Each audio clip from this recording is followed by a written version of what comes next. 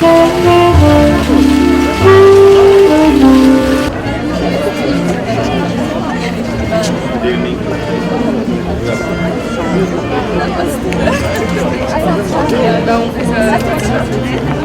вечер.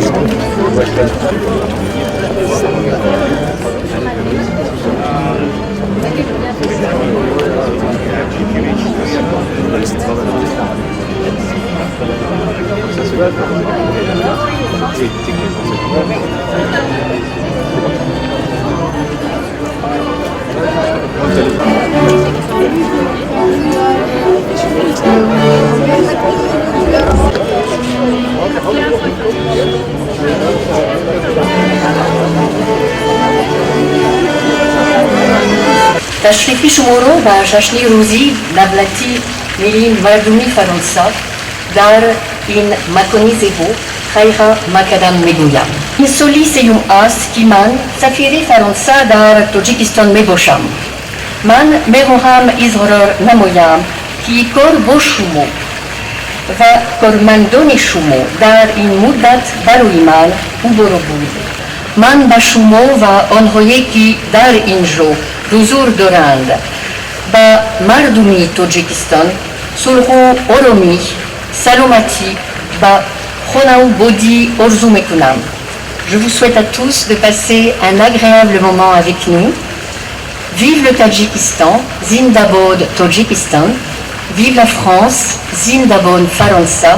Et surtout, vive l'amitié entre les peuples français et tadjiks. Zindabad Dusti Mardumi Faronsa va Tadjikistan.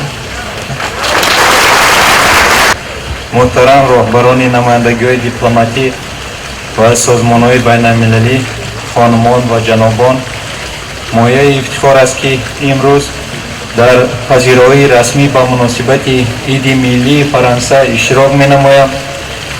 و این مناسبت شما را خانم سفیر مردمی دوستی فرانسه را از نام حکومت جمهوری تاجیکستان تبریک می‌نمایم.